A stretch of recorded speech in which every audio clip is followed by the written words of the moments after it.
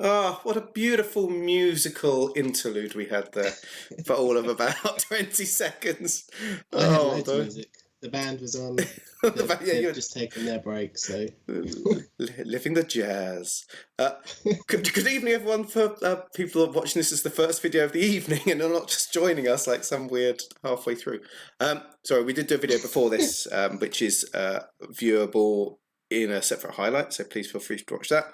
But good evening and welcome to the main event of After Hours. I am Luke in the bottom right-hand corner in the red, Ewan in the jazz club. During the break, he was tinkling away at the ivories. So, Mr. Leno, you did say there was no music, but Ewan was playing, just maybe a bit too quietly for our regular ears. And in the red, snuggly corner, as always, is Ben, our DM on a Friday, but that means we can be meaner to him on a Thursday. Yeah, because I can't remember things that happened 24 hours. Exactly. Thankfully, we abuse his issues.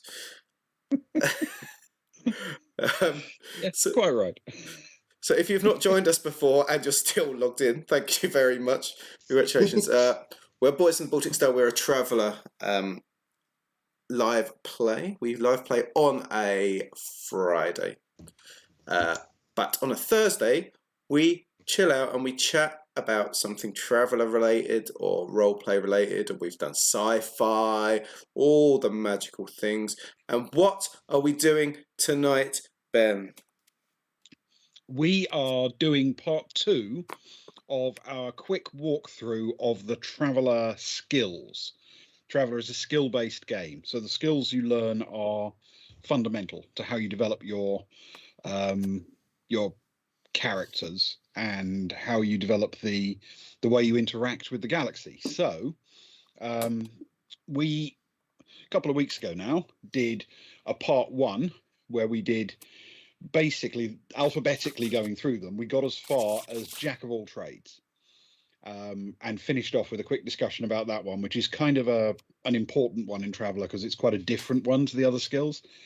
And it's time to move on to the second half. It is. Oh, going into a very weak section for both of my characters. I won't have much to say for a little while. Oh no. The L's aren't good for me. They aren't. Okay, well, actually the first of the L's is language. And language skills obviously are exactly what you think they are. They're the ability to converse. Now, most of the characters you meet in Traveller, at least within the Imperium, speak a comprehensible language for everybody. But the further afield you travel, the more it becomes an issue. And different societies do have and can have different languages. This one's really left up very much to the referee for your campaign, because it does matter a lot whether you're going to constantly encounter people who don't speak your language, but it's largely irrelevant in most cases if you only encounter people who do. However, of course, it also does apply to translating written stuff. So you may encounter notes and diaries and things like that written in other languages. It's a good bit of role playing, and I guess the referee can make it as tough as he wants. I haven't been particularly brutal to them about language. There's only really one thing they've ever encountered that they genuinely have no idea how to translate. The carvings. And it was a set of carvings. Did you feel a bit uneasy when I mentioned it, Ewan? Stefan did, yeah, definitely. Yeah, it was a harrowing time for him. Harrowing time. He hasn't been shown the picture by Cara for a while. I've got a feeling she might have to suddenly appear behind him with the picture on her phone. Does this still make you feel uneasy? He starts rocking in the middle of the street. Oh. Okay. It's the 5th time you show it to him that it triggers the complete psychological breakdown. Exactly fifth, not Yeah. fourth, not sixth. No. It's fine until the The number exact of the fifth. counting will be 5. Yes. Yeah. Yeah. Yes. It is. It is something I think for most people that would be much more a role playing element than an actual gameplay element, and that's fine. That's great. We like a bit of role play. So leadership is the next one. Now, leadership is another one of those skills that has a technical role in the game. And essentially, there are a few of these, and leadership is one of the ones that you use in combat. Now, does Agnar have leadership, or did I imagine that? No, he does. He has leadership 1. Mm. But I don't think he's used it. Ah, My okay. recollection. Well, there are 2. There's a tactics one and there's a leadership one, and they're both used in combat situations. Yeah, he's definitely used tactics before. You've used it in a gunfight for giving us a bonus on what's it called? Initiative. Yeah, essentially one family of them gives you a bonus on initiative, and the other one gives you, depending on the effect, a number of boons or banes for that combat. So the way banes work in a combat situation is that if you end up with a negative effect, you don't actually have to carry banes. That negative becomes the boons that I get to give to the other team. Mm-hmm. That makes sense. Through bad leadership. Yeah. Yeah. Maybe I So should. anyone Maybe I can should. take a leadership check or a tactics check, but there are penalties. It can either affect your initiative, or it can affect your actual combat capability. And this isn't a particularly combat heavy game, really, but it can be enough of an issue to really cause a problem if something goes wrong. So it's time for your warmest dice at that point, I think. Yeah, very much definitely. And then we move on to mechanic. Does anyone have mechanic? Oh, I do have that. Sarai's got that. Soraya's got. Yeah, I can imagine. Stefan's got 0. 0 mechanic. Yeah. Powerful mechanic, then. Yeah. Enough to not get -3, which is the all important. I feel. Yes, avoiding the -3 is a biggie in Traveller. To be fair, Sarai's got 0, but she is training mechanic at the minute. So she's training it up to 1, which she'll be done in a couple of weeks, actually. So a couple more jumps and she's got mechanic 1, which Brilliant. Which fits with her character. Mechanic can be very useful under the right circumstances. Like if you're in a megalodon-infested lake and your boat stopped working, for example. Exactly. Get it started. I mean, what are the odds? But it could happen. You never know. Exactly. Oh, she rolled terribly that day. Yeah. And then, of course, medic, which is just another kind of mechanic, if you think about it. And the same way, slightly wetter mechanic, slightly more tubes, but essentially the same principle. And obviously that is the skill that you use when conducting medical checks, which you can boost with med kits and so on. And we've had, I think it's fair to say, mixed results with medical checks. Yeah.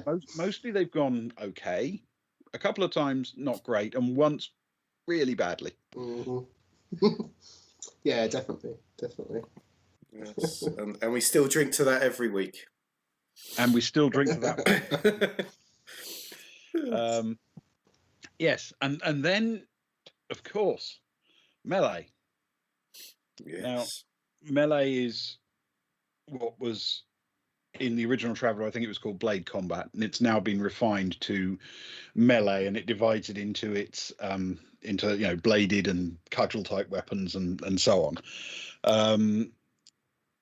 And it's a fairly common thing to use in Traveller. Just because you've got a laser pistol doesn't mean your sword stopped working magically. You can still run somebody through. I don't know if any of the PCs have significant melee. Kara's got unarmed 1, so she can punch people. Which I chose it because I thought it'd be quite funny, little Kara actually being able to hold herself in a fist fight in a bar, to be honest. Which works with the carousing and all that sort of stuff, really. So Yeah. Mine have actually got a reasonable amount. Stefan's got unarmed and blade both at 1, and Agnar has blade 0 and natural 1. So nothing substantial, but a mixed variety across the 2. Yes, yeah, it's a reasonable fit. Some of the NPCs on the Baltic Star also have some melee skills, not vast quantities, but a little bit. And it's the sort of counterpart to the gun combat type skill, which people are obviously more familiar with, and is probably much more commonly used. But there are times where you need to unleash something a bit more up close and personal. Yes. Yeah, I'm not sure. I can't remember a time in recent games where we've got too up close and personal. I can. Actually, Didn't you have to use it last week? Yeah. Agnar actually used a melee attack last week. You literally used it last 10 minutes of the last episode. That is very true. That is very true. Yeah. I didn't necessarily, it wasn't necessarily a damage intending. I didn't want to start a combat. So that possibly. No, you wanted to mind. finish it. But yeah, he definitely did. Yeah, I love the fact that you think the ideal way to not start a fight is to barrel into someone and try and pin him to the ground. Yeah, he'll take that as the jest it was intended. Fair point. Yeah. And then navigation. Now I suspect nobody's got that. Yeah, Saraya's got it. It's just she got that as part of her time being being the scout. But we don't use it because we've got a very good navigator on the Baltic Star who's got like a 4 or something. That's an astrogator. An astrogator. That's the navigation. Oh no, she's got navigator 1. She's got astrogation and navigation. There you go. Okay. She has navigation. Navigation is manoeuvring your way around on planet side as opposed to in space. But I'm guessing it would be because if you were doing it around a town, you'd be just as likely to use streetwise, I would imagine. At least getting a feel of it. Yeah. But if you're following up route or something. If you were inside a town, you would probably use streetwise. If you were, and possibly even a combination of the two. And under a friendly town, you might actually think you could give someone their choice of which one they wanted to use. Mm-hmm. But you are about as characters to embark on something a bit more wildernessy as a journey. Mm. So you never know. Navigation might turn out to be very useful. No, I don't like the sound of that. Can we cancel that? Just stay in town, do a bit more shopping, and then go off to the next calm and lovely planet. Yes, yeah, because as you know, all of the planets I create are completely calm and lovely and have no threats of any kind on them. No megalodons, no squidlings, no horrific black goo with zombies. No insanity driving carvings in the wall. Oh, yes, none of those. No all space of those spiders. things I would never put on. Exactly. Yeah. So the next one, actually, you've used quite a bit is persuade. Yeah. Yeah, or attempted to use, I suppose. could be accurate. Yes, it may be fair to say you don't necessarily always land a persuade check. But yeah, Kara's got 2, so she would generally be the persuader, I guess. But it depends because if it's a social status, Agnar has a decent go at that because his social is so high. Mm. Yeah, he's got no persuade, but he does have social. He has a social, yeah, which is really it almost cancels it out, doesn't it? Almost. Almost. He might invest in that in his next onboard training. To get himself up to 0 or session. To a 1 would be a big thing. Yeah. I think then it really helped him in his roles. Mm. Yeah. Yes. Yeah, and that might, I mean, that kind of thing, looking at skills that you could combine with social if your social's very high, and just getting a 0 or 1 in them can be a really big, power boost to your character. Mm. Yes. And then we move on to pilot. And I know we have a couple of pilots dotted around, one in particular. Soraya is particularly skilled, isn't she? She's got ones in small craft and spacecraft, so she can do from the ship to the planet, and she can fly. I guess that's scout ships and things like that. Like, what's the next one up? Because it goes small is the little shuttles, isn't it? And then space. Yeah, spacecraft are jump capable. Yeah, and then capital ships. Is that like the Italia and things like that? It is. It's that kind of ship. Yeah, yeah, really, really big ships. Yeah.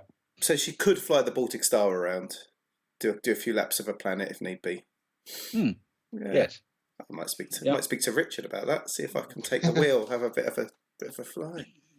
I'm sure he'll give you some training. I'd like to. He seems nice from when we've spoken to him.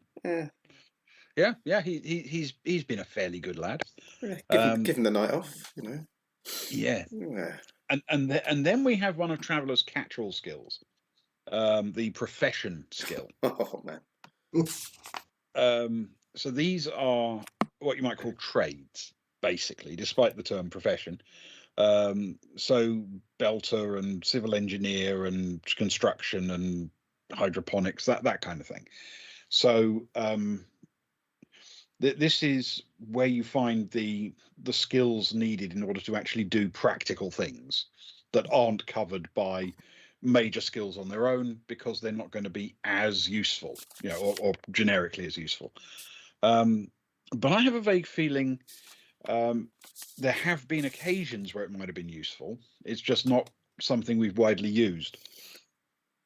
I wonder if one of us had a profession, we'd be more willing to use the whole Traveller thing of explaining why that might be the best thing to use. Whereas you might say it's a mechanics check, someone might say, actually, I was a belter, therefore can I use that skill instead?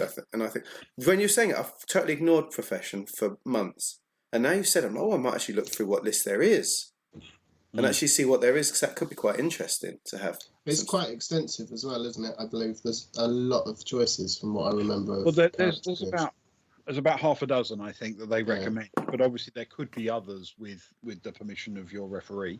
Agnar has biological 0. There you go. Yeah. But so he's got 1. Yeah. Not the most useful, I think, relatively speaking. Well, situational. Maybe, yeah, in the right moment, it could be handy. Yeah.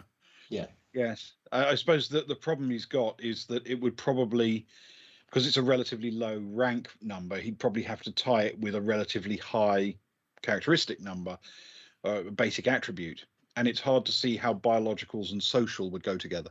Yeah, definitely. And then we get on to a fun one, recon. Cara's got 0. Have you got anything on those? Yeah. Both of mine have. Stefan has 0 and Agnar has a 1. Ah, there we go. So recon is kind of analogous to Streetwise and Survival, but it's specifically looking for military type things. So it's being aware of the possible glint on a sniper's scope kind of thing, or knowing enough about how to lay an ambush that you start to realize how good this location would be to set one up. It's that sort of thing. So we could use it like if we were trying to infiltrate a base or something.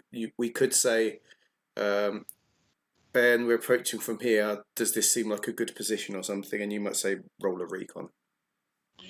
Yeah, I might. And you would also be able to roll a recon to literally reconnoiter that base. It would be a check you could do to find out where the entrances and exits were, whether or not a window was left open, how often the guards walked past, and when they changed shift, that kind of thing. Okay, that's cool. It's not something we've needed, but it feels like it could be in the future. Yeah, say we were on top of a military base on a mound, and they were expecting some kind of assault, and something vaguely familiar like that. when Ben's been playing too much Metal Gear Solid and starts bringing that into the game. Yeah. I'll get in one of us will get in the box and sneak up. Someone will go through the old ventilation shaft. Yes. Right. Yeah, well, to be fair, you have crawled through the odd pipe. Yeah, that's true. That's true. Straight into a furnace. It was off. Yeah. Which was very much appreciated, I think, at the time. A very short mission. It would potentially have shortened the mission considerably. Yes, yes. So the next one is, I think, the biggest of the lot in terms of its subcategories. I'm obviously prepared to be corrected here, but it's the science skill, and there are an awful lot of sciences. Partly because they include things like archaeology and economics and stuff like that in there, which are science-ish. But there are specialist science areas for, well, everything you can easily imagine, and more can be added at discretion, of course. And you've got some sciences, haven't you? Yes, we do. Agnar has, again, biology 0, which I think made sense when I was choosing it, him being a predominantly medic-based character. And xenology 1, which, again, kind of made sense, I think, being a Varga in Imperial space. Yes, and again, arguably relevant for a medic, certainly something that he would have had the opportunity to research. Yeah, definitely. And Kara has the most interesting and the most important science of all. She has philosophy. She has philosophy. Yep. Good old philosophy. Now, to be fair, we've made a philosophy check in this game. We have. It was a good one. Yeah. It was a very memorable. It was mostly because Luke had been asking to use it for months. Can I finally use it? Yes, you can. It was to see. It was to see if Anton Fess had kind of brainwashed the lovely Sammy Chris. Mm-hmm. Yeah. So she sort of tried to see if it Manchurian candidated her, I think was the phrase. Yes. To see, to find out whether or not there was anything that could be read in a change in her behaviour or her conduct, and it was, it was an arguable call that it should be used. But to be honest, why not? This is a character you know very well. You're not having to read them cold, after all. No, exactly. And I was just pleased that you let me use it for once. That's quite enjoyable. Yeah, you sort of feel that there shouldn't be such a thing as a completely useless skill. Some are going to be useful only in very specialized circumstances. But if you can, if you can come up with a reason why it would make sense, then it could probably happen. Yeah, just approach, go around and approach the same problem from another angle, and you can probably come up with a reason to use something you're good at. Yeah. Which, let's face it, I think we all do all the time. Definitely. Yeah, you lean to your strengths, don't you? And I think that was why last week, that's why Kara shouted out, "He's got my purse," during the kerfuffle. Because I realised with her strength and everything, she wasn't going to be able to stop him. So why not shout out with deception and things which she's more skilled at? And so, which we do all the time, don't we? We work out which skill is best for the situation, and that's why we solve things in not always the most obvious way, I guess. Because of our random skill set. Because of our very random skills. Yeah. And it is sometimes a random skill set, but that doesn't mean the ones you use all the time are the only ones that can be real decision makers. Because sometimes, you use one skill 20 times, but those 20 occasions they're not actually the thing on which the event hinges. And then you need just one check that really makes the win or lose happen. And that could be a relatively obscure one. You never know. Exactly. And I think just because it's not used often doesn't mean it couldn't be important at the right time. And it's thematic. It's thematic for the characters as well. You allow us to sort of build the theme and the story of the characters. So it's nice to have those little quirks. Everyone's got a little skill that might not be the most useful. Like Agnar with his hot air balloons. But it might be, because it might come out. It's a little funny little thing, but who knows, And when it does, it'll be, yes! Come on, Agnar, fly us away! Well, The next time we go to Earth Park. Yeah. You're taking us quite literally. Yeah, you are actually on a planet that does use airships. So there is always that possibility. Yes. Yeah, and next skill is Seafarer. Ah. The one we all chose. I don't think anyone of us actually got the chance that I remember. I may be well off, but I think I don't know whether it's just career paths that we didn't choose or life choices that we didn't make. I'm starting to wish we had it for next. Or roles that didn't come up. Yeah, I mean the slightly weird thing, of course, is in the planets you visited, 2 of them have basically been water worlds, and we're just about to go on a water mission as well. Oh no! And yet you had to sort of and the megalodon handle potentially boats and things like that. I think he's you are not particularly strong in that characteristic. He's throwing hints at us, Ewan. I think we do finally someone needs to swallow the pill and spend a month training on rowing boats. Yeah. Do you think we can put this fishing trip off 4 weeks? Yeah, we'll be back I'll give the Commodore a call and say we'll be back in a month. see how it's going. Just in case. Yeah. Well, it's always a possibility, but I think there might be role playing ramifications to delaying it that much. Yeah. Understandably. Yes. And then stealth. Now, you guys have used stealth from time to time. Yeah. I think we've got a lot of zeros and things. I've both got zeros, and I'm sure at least one of yours has got something. Stefan must have something, yeah. Have one. Yeah, we're all got some stealth there. Yeah. No one's rolling at -3. No, goodness. And stealth is actually quite useful. It's one of those checks that, again, it doesn't necessarily come up all the time, but when it does, it's usually important. Yeah. So that really can be a useful one to have. And then steward. Well, you had a full-time steward. And then he died. And no one's picked up the mantle. I don't think. RSVP. No one spent the 4 weeks it would take to find another one. Cara's got a 0. But she's not. She only gets drinks for people as part of when we're going out. She never does it on the ship. I think I was trying to set Rose as being that kind of person. I don't know because of her background, Ben. I don't know if she's got some of those skills, hasn't she? She must has. Have. And not only that, she has completed Steward 1 now. Oh, she doesn't spill them anymore. She can use the little shaker. Yeah. She can make mojitos now. So steward is a particularly useful skill if you choose to run your ship as a liner or just transport passengers, because you need to have a certain number of stewards for your passengers that you're transporting in order to charge them high passage rates and treat them as luxury people.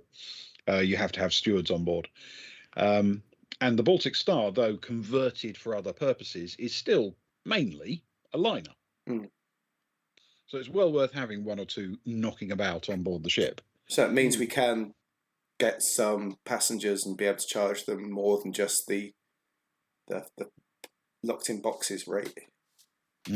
That's good. Yes. Missed a trick with Sever. We should have Given charged him free passage, didn't we? Yeah, exactly. Wow. Yeah. We were. It was one of our very generous evenings where we just wanted to be friends with everyone, even people that betrayed us. That is true. He's still got to get back, to be fair. We'll just charge him double and like that. Yes, it's very true. I mean, he had a free trip out. Why not charge him twice for the way back? Yeah. Has his boyfriend did he pay? He wasn't part of the deal, surely. Oh, we were far too easy on him. We need to have a word with him when we get back. Oh no. Yes, I mean, at the moment, I mean, despite the fact you have been transporting various people around the galaxy, you're currently not collecting fees from any of them. Well, we're generous people. That's true. Yes, some might say to a fault. Some might say to many faults. Some might. The capitalists among us might say that. Now, the next two back to back are used in pretty much exactly the same way, and you're familiar with both of them, Streetwise and Survival. They are exact corollaries, one for a sort of wilderness environment and one for an urban environment. And you use them all the time to determine whether or not something weird's going on or looks out of place, whether or not someone's following you, whether or not you can find a particular type of shop in a particular kind of place. You name it. It's used for all sorts of things. And the pair of them are extremely useful skills from a role-playing as well as an actual gameplay perspective, I think. I think outside of gun combat, they're the most important things to get to a 0. Because if you're always shooting at a -3, or you're always looking around or checking things at a -3, you're going to miss out badly. You're fighting a losing battle. And like you say, they're used so often. But I made sure, I think Kara's got 0 at both. I think I picked that as one of the last things, I think, as character generation, because I was like, oh man, I need this. And then I think Soraya skilled up the Streetwise or something, just to have something. I'm sure one of yours rolls at -3 for one, doesn't he, Ewan? They both do. I've got 1 in each. So Stefan has a 2 in Streetwise, but nothing in Survival.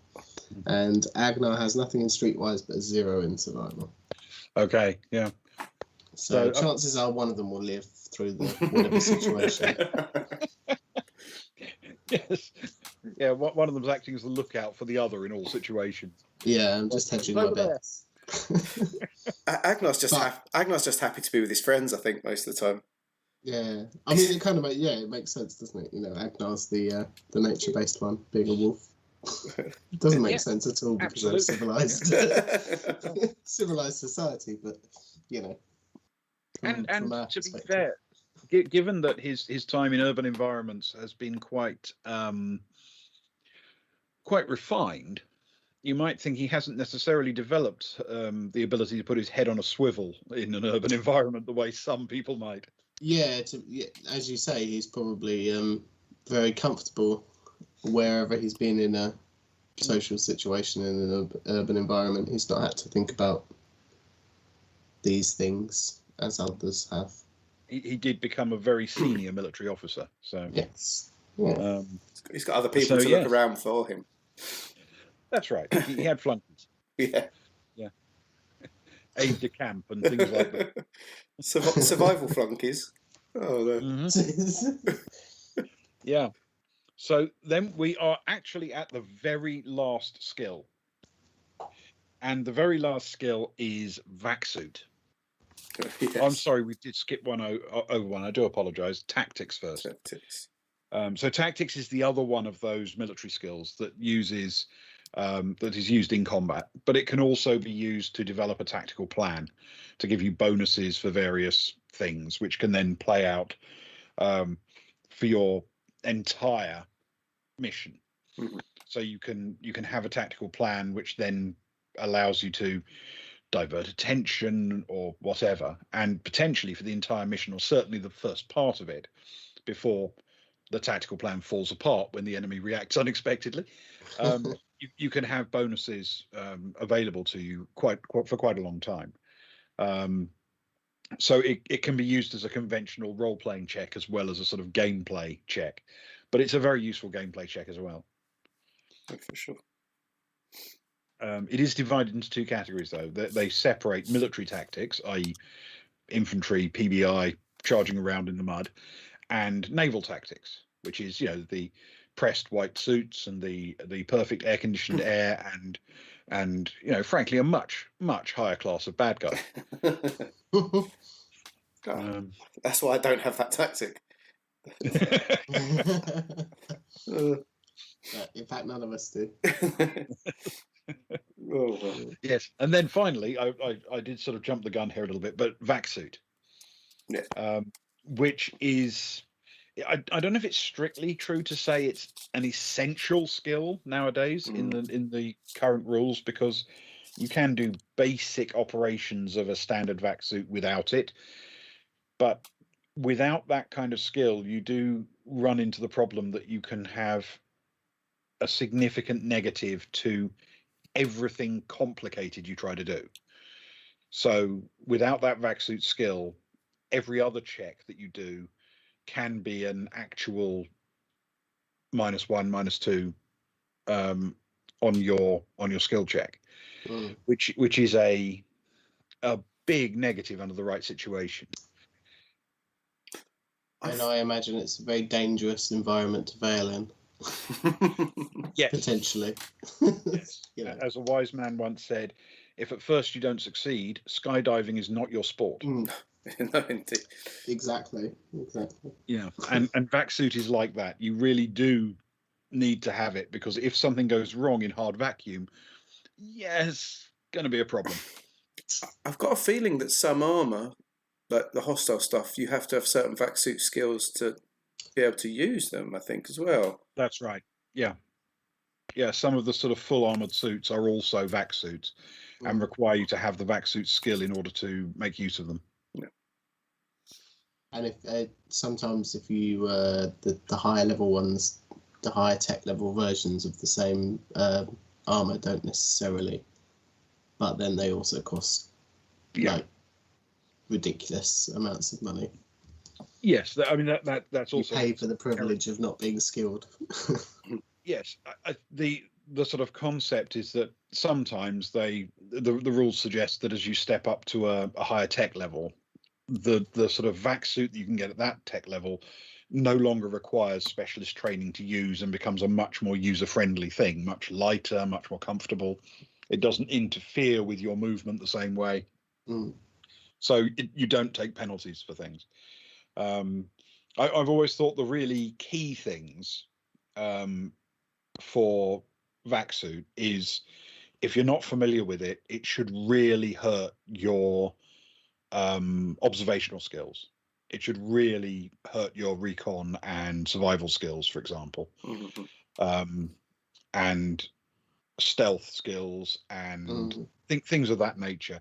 If you are wearing a vac suit and it's a reasonably user-friendly one and you can fundamentally move in it, it should hurt your ability to shoot a weapon. It should hurt your ability to open a door even, but it should really hurt your situational awareness and your stealth. Yeah, for me. Yeah, which makes sense. That makes sense. Yeah. Yeah, definitely. I mean, especially I'm assuming chances are you're going to be in 0G at the same time. So it can happen. Your awareness, if you're not used to that, your awareness could be even more skewed, I suppose. And Agnar has a particular weird habit of bringing a shotgun as his main weapon in 0G for reasons, frankly, I still find hard to grasp, but there you go. It was a present, and it's engraved and everything. Yeah, he's very fond of it. He's very fond of it. It'd be rude not to. It would be rude not to. Yeah, but of course, in Traveller, there's quite a lot that happens on vacuum worlds as well, or worlds with such poor atmosphere that you still need a vac suit when you're fumbling around on them. Yeah. So it is often 0G, and certainly there's a fair amount of that, but it doesn't have to be. You can still need a vac suit when wandering around like the moon, for example, is very much low gravity, but not zero. Yes. And there are planets in our system that are you'd have to wear some kind of vac suit, either because there's no oxygen or because they are bitterly cold or insanely hot, or there is atmosphere but not really very much. I suspect even if you could breathe Martian atmosphere, the thinness of it would pose a difficulty. Yeah, exactly. Well, that's why it's so hard going over there and setting up a new world for the humans. That's right. Yes, it is tricky, and it's something we should always be aware of, how lucky we are on this world historically, that it seems so ideal to support such a diversity of life. I'm not really a big fan of the way we've treated it for the last 2,000 years, especially the last 150 of those. But at least it started out pretty idyllic. Exactly. Exactly. However, good job we are at ruining it. And there comes a point, doesn't there, where you just have to accept that you play to your strengths. It's what we're good at. So Ruining things. We're just good at ruining things. Yeah, it's true. yes. I think there's gonna come a point in life where there's going to be some cult spring up that worships David Attenborough, and you're going to think, you know what, that's fair. Judging by some of my friends on social media, I think that's already started. Really? Yeah, there's definitely a strong following. Yeah, they love him. You're not telling me he has more Twitter followers than us? I think 1 or 2 more, maybe. Almost certainly. Yeah. If he's on Twitter, even if he's not, he'll have more. Somehow there'll be a fan club or something. Yeah. Or a fan club. You'll probably find he's never used it in his life, and he's got 11 million followers. Exactly. I think that's quite likely. Yes, fantastic. Well, that is the skills. And now we're completely out of ideas, so we're going to have to come up with something else for next time. Oh no! Oh Oh no! yeah, last week was the other part tour, wasn't it? That's right. Yeah, and we ran out of that one as well last week. So we're going to have to do vehicles or spaceships or combat rules. You know, the rule system for Traveller, or something else. Anyway, we'll think of something. It's not impossible. We always do. We always come up with something. Of course we will. If not, Luke will give us a performance of whatever space oddity he's come up with. That's it. Yeah, there might be some new songs coming our way. I'll perform it admirably. I'll see if I can find a way to plug my bass guitar in without it being too loud, or get a little Casio keyboard. You know, the little handheld ones. Mr. Lano question, is that the Baltic Star in the image there? It is. It is a subsidised liner from Traveller. It's only part of it. There is another image which someone, bless them, is currently editing a little bit for us, to sort of show the colours and things like that, which he's going to send back to us. And when he does, I'm going to use it liberally. It'll be on everything. Suddenly it'll be on all the things. Yeah, it's pretty cool looking. It really is. Yeah, I can't wait for it to be done. It's pretty awesome. Even if it does look like a super futuristic spoon, which the blokes don't have to. Bloke, that's Grail Bast. It is right though. Until it was mentioned, I hadn't appreciated that the look on his face is like, I'm not opening my mouth unless you do the aeroplane noise. He's just not again. But yeah, it's a subsidised liner. It's the disc at the front is the bar, basically, as we've basically it's become. And then it's got a sort of lounge on at the front that is, you know, surrounded by viewports and things of that nature. I think it's actually quite a neat design. I like it. I'm a big fan of it. It stands out. I know it's got no weapons and it's not like all spacey and pew pew pew pew and that, but I think there's something very beautiful about it. It's a decent berth and a lot of cargo space and a decent jump, which is, you know, handy. And it has a shuttle that sticks on the back of it, which you can just. Which is very handy. It is very useful that it carries its own landing craft with it, so you can fly to, you know, you can leave it in orbit and fly to a planet. You can fly to a moon or a space station without necessarily docking it, which is, well, I think it's a very good utility vessel. With plenty of room to do most of the things you want to do. For sure. And yeah, it's not a dreadnought. You're not going to go into major space battles and walk away happily. But it's a perfectly good medium-sized civilian craft with plenty of accommodation and some decent cargo space. Yeah, and if pirates do come up, we are getting boarded. there's no way out of it unless we can jump quickly. Well, you could philosophy with them. Yeah, do you really want? What is your main reason for trying to pirate What is this? piracy? What is why If you why can't do you define pirate? it, you can't be it. Yeah, exactly. Explain to me why you wish to pirate. What does it mean to you? Exactly. What is piracy when it comes down to it? It's a good question. These are the important questions that you only get here. What is piracy? On Piracy Hour here on After Hours. Next week, piracy. Yeah, How does it affect you? So far, the Draw a campaign pirate. has yet to turn the characters into pirates. But I would point out it is a fairly common thing to happen with Traveller campaigns. Now you're talking about communism, Mr. Lerner. You're talking about the revolution. Don't get me carried away. I'm excited. It's almost Marx's most famous comment, isn't it? From each according to ability to each according to need. Exactly. Yeah. Oh. Yes, and this group is not the most wealth obsessed, shall we say? It's a bit more politically equitable for the most part. Not that stops them launching revolutions and coups anywhere, but I think that's kind of on theme. Yeah, I think so. We made a lot of money, to be fair, selling out to the farmer bros when we sold the Bass test. Yeah, that's true. And we made. To be fair, I felt we came out of character creation with a lot of money. Yeah. We made $1 million, didn't we, as a crew, which we then split between us because of the Bass test. So, yes, you're right. It is need rather than want, of course. Yes, that makes me feel better. That's closer. Makes me feel that I'm fighting for the right side. What is want, though? What is want? What is need? Yes. No. In the idealized communist society, surely there is no want. No, exactly. Yeah. So it has to be need. It is need. It is need. It's time to seize the means of production.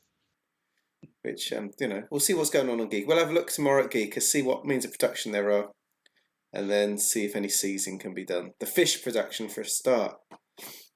Yes. Yes. You have many fish options. Many fish options. There are beautiful fish. Well, yes, there may be all sorts of things to discover when you go fishing. Oh, I'm terrified about it. I don't have the skill set. We've established that none of us do. I am going to be like, can I use philosophy while we're fishing? The boat is drifting to the rocks. Philosophy. How? Well, philosophy check. What are rocks? Why are rocks a bad thing for a boat? Oh, wasn't it a cave? Wasn't it a cave we're going to see some or a cove? A cove. So it's not quite the one letter different.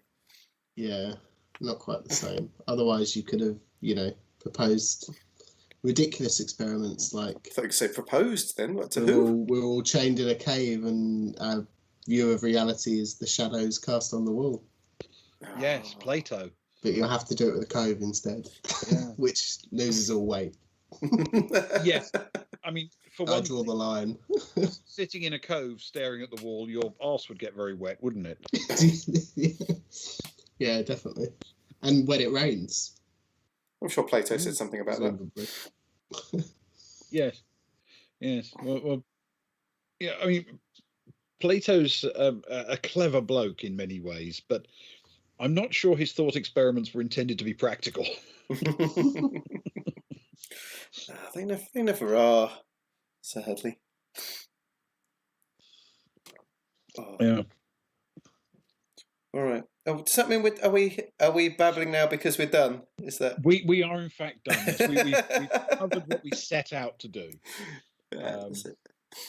No, that's good. Yes, for tonight, and tomorrow, of course, we are resuming the campaign. The campaign. At 10:30 though, we have to change the graphic in the corner. Sorry, everyone. My band practice has started up again, so I'm driving back as quickly as the speed limit will allow me from Thanet after 9:30, and 10 o'clock would be impossible. So we will be starting at 10:30.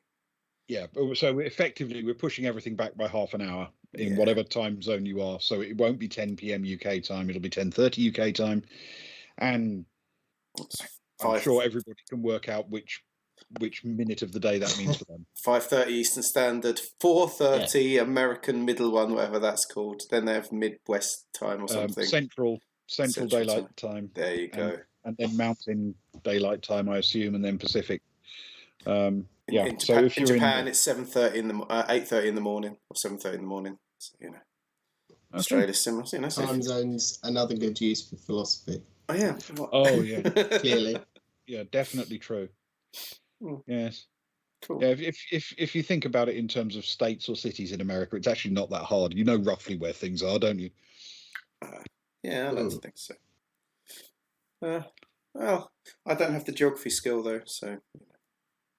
No, I'm sure there is a geography skill in there. Otherwise, where would the big geography companies get their employees from? Exactly. You can't just hire people on xenology, can they? No, absolutely not. No. I mean, not unless they're alien rocks, which is, given the number of planets with life on in the universe now, in this point of time, it seems quite possible. To be fair. Yes. Yeah, and there are plenty of alien species out there. What in life or in Traveller? Okay. Well, big reveal next week. Very philosophical this evening. Yeah. I mean, in life, if you visit a zoo in Australia, you might come to the conclusion that there's a lot of alien species on this planet as well. But in Traveller, there are a lot of alien species. Yes, indeed. They've got books about them. So. Okay, well, we'll see everyone at 10:30 or 10:28 maybe tomorrow when the stream starts. The next leg of our voyage. The next, excited. There's shopping. I feel there's shopping tomorrow. Hopefully, my favourite part. My favourite part of any trip. We will try to get through the shopping fairly quickly. You spoil sport. Because then there's flying and boating and fish, which is going to be much more exciting. And flying boating fish. The thing we're trying to put off. I tell you, you get attacked by one giant prehistoric shark, and immediately you go right off of boating, don't you? It's terrible. Funny that. Right. See everyone tomorrow. Thank you, Mr. Leno, again for joining, and we really appreciate it. And yes, so everyone, we'll see you tomorrow at 10:30. And I'm just about to raid a channel that we don't follow yet, so it could be exciting. Thanks for watching, everyone. Thank you. Yes, thank you everyone for coming along, and see you next time. Toodaloo.